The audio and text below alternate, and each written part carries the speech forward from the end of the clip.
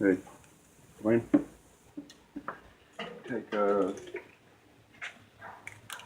air truck and stick it right in there.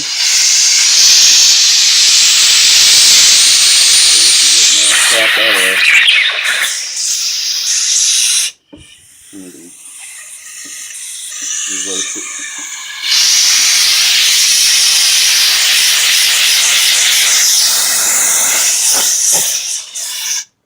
It's not clogged. Not more smoke. Sprayed that WD-40 down in there and tried to clean it out best I could. And then, you can always clean that WD-40 off of it a little bit.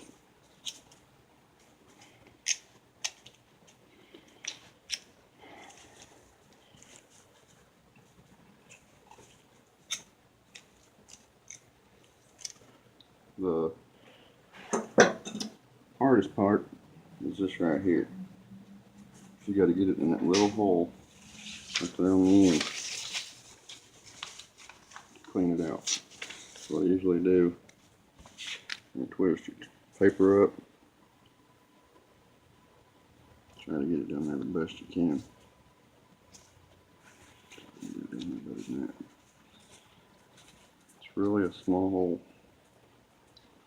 It's really hard to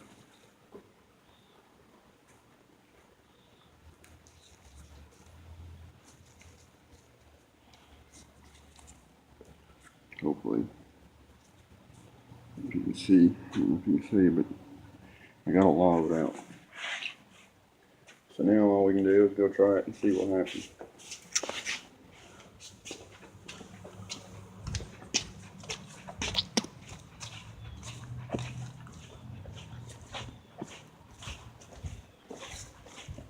Now, when you put this back on, don't screw your sensor on before you put this pipe back on there, this little tube.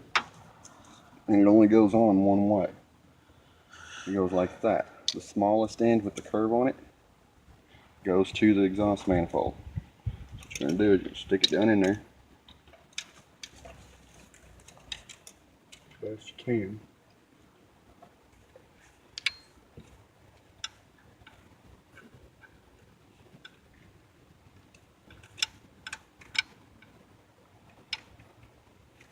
You want to watch out too and not cross thread it. That's something. You'll twist them threads up. So it's really, like I said, really hard to get to.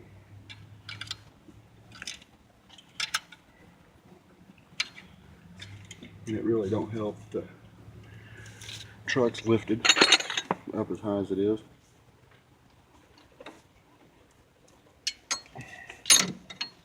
We can get that in it. Oh, damn it. Try this again.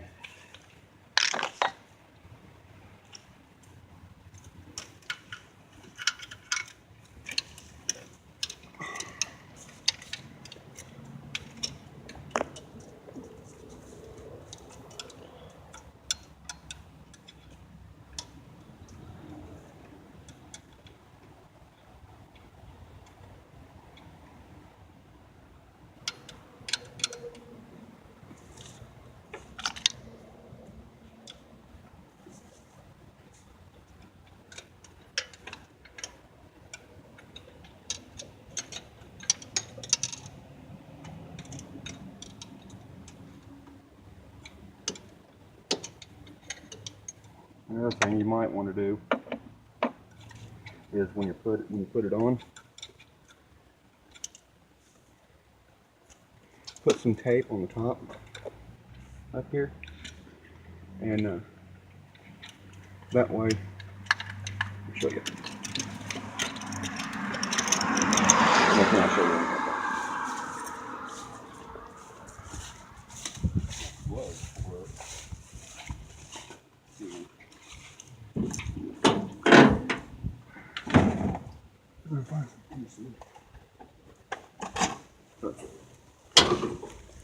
Take some of this tape,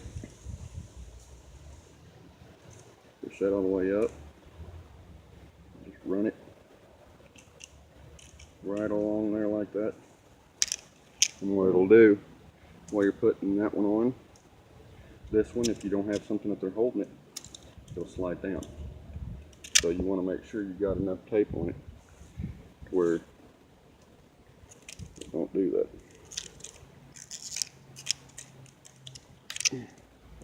With that. That tape's gonna be hard to get off.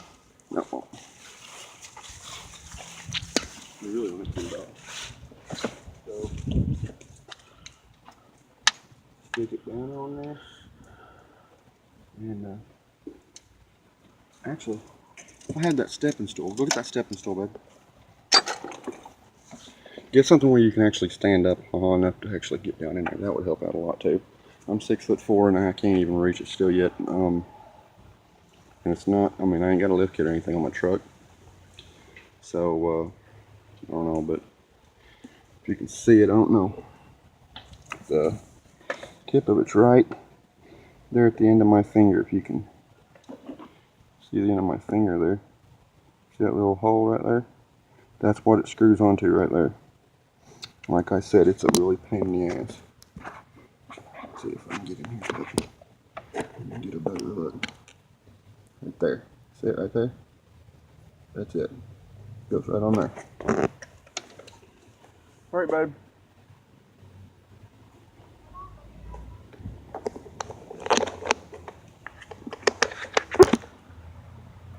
I'm going to be working down in there, so let's see if we can't get it going. It might also help if I move this stuff and get up here on top of the truck.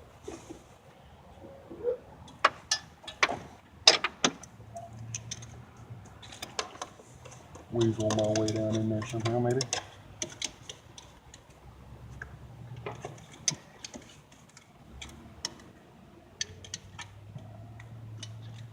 Really sucks. The angle they put this stupid thing. They just had to do it, I guess.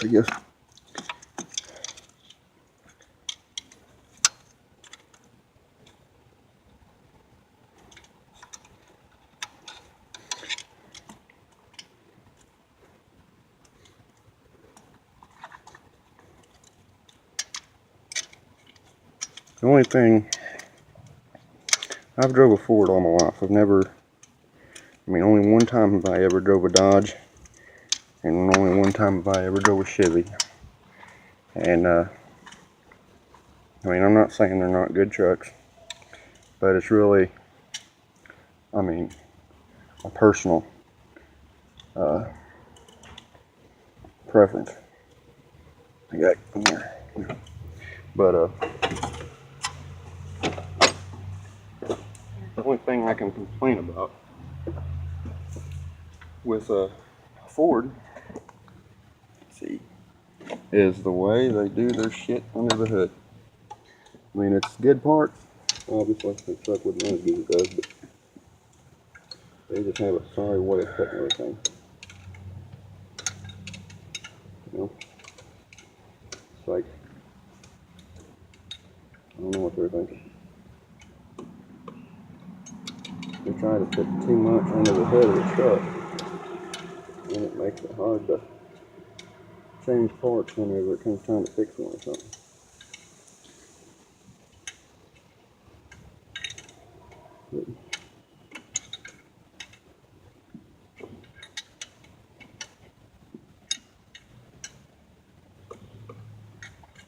I'm not gonna lie to you.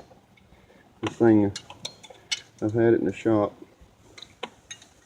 and then got it back, turned around, had to put it right back in the shop. But first time it was a bad injector. The second time had to have the turbo replaced. But it's not really a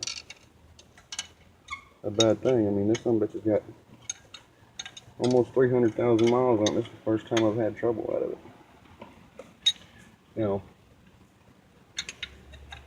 Let me stress to you, and you put this on here. Oh, you go to tighten it up. Snug it up. Don't torque it down because you'll twist threads off of it. And then you'll really be screwed. Now it's time you put your sensor back on. Like I said, just got that nut that goes on the bottom. It just screws right in. And you want to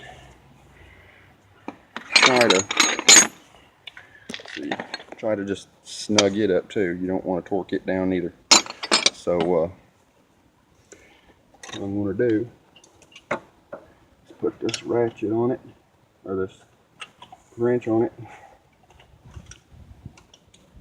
and then the socket, and see if I can't just gradually torque it down. So with that done, like I said, just stick your ratchet down on it, or your ratchet, your socket on it like that.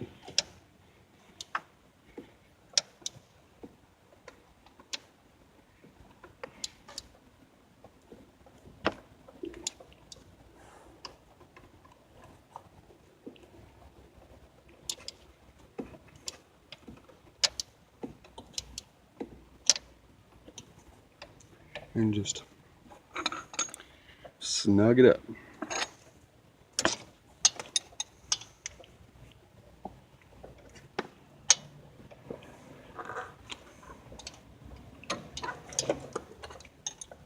I don't even, if you notice, most times I don't even turn the ratchet, because the ratchet you can't really tell how much torque you're putting on it. Use the wrench to tighten it up.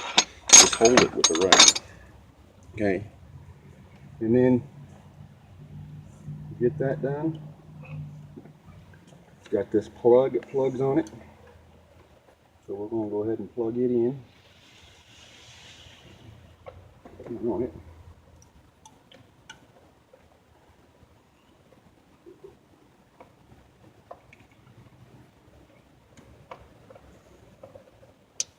There it goes. Okay. And then what we're going to do over here, get our little boot. We'll place it back on there, like that. Like it goes. It's a boot. Okay. And then once we get that done, you can either put the other end on it right here, or if you choose, you can put that box back in it, the filter. But either way, however you decide to do it, it's going to be a bitch. So just watch yourself. When you put it in, it's a little square, only one on one side. See this little U pull out right here? Right here? Can you see it? That right there is where that sits. So that's how you know which way it goes. Okay, so pull this down in there, like so, and you're going to lift these up, because these things, these box parts right here, they have little tabs on the bottom right here. And little tabs go in these little slots right here on the end of the filter. So that's how you do that. Okay, so you're going to put this back in there. Make sure it's in there good. There you go. And then you're going to try to set your filter down in there the best you can. I'm going to raise these up. Make sure it sits all the way down in there. And you're going to take these filters, ends, try to get them in them slots. Okay. This end right here is usually the easiest end, because I mean, them slots, it's just, you're just sitting there a little bit better. And plus, you don't have all that crap like that. Okay, this end is done. So what you'll do is you take your clip, one of them, snap it back home, snap it backwards. Snap it back on there like that. Put it around this end. Clip it down to hold it. Now you can get this end.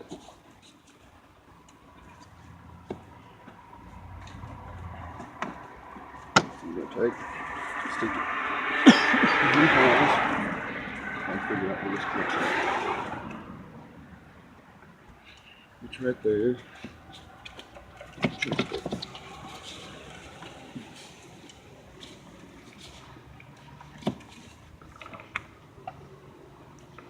We're gonna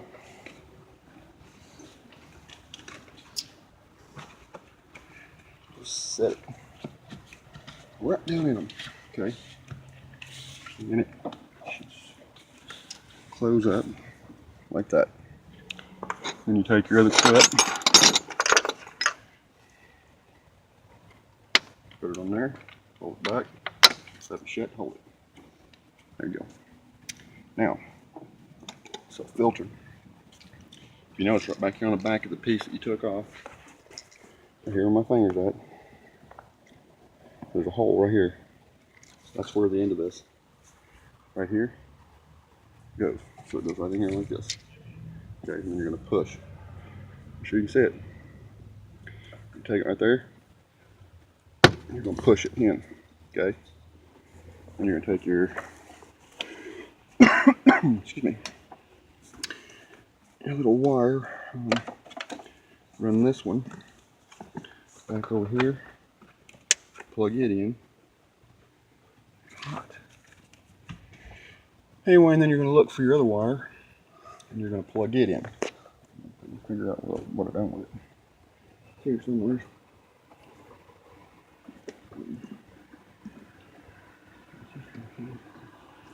Probably looked at it 10 times so far. But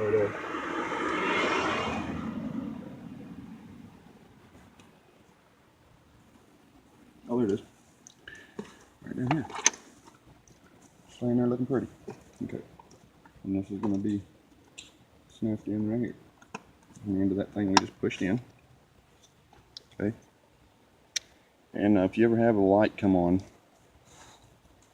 your dash, it's your air filter, if you'll just come right around here and this button on the end of it, push it in, it'll reset it and it'll turn that light off. So now what we're going to do, we'll take a screwdriver. You maybe did get one. You have one. Up there. Take a screwdriver. And these little clamps right here. It might be better to do it by hand first. If you can. Try to tighten them back up the most you can. That way you don't have to do as much work with the screwdriver. But and then just tighten them back up.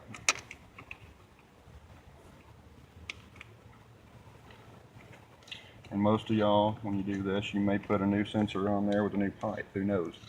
But I just replaced my sensor, so I'm trying to figure out if it's needing replaced or if it's just needing cleaned. I'm not sure. So hopefully this fixes it. But if not, well, you know, it is what it is. So just gonna tighten them up, get them snug. Do that. Just make sure you plugged everything back in and you got everything tightened up, hooked up. And that is you successfully changed an EVP sensor, exhaust back pressure sensor.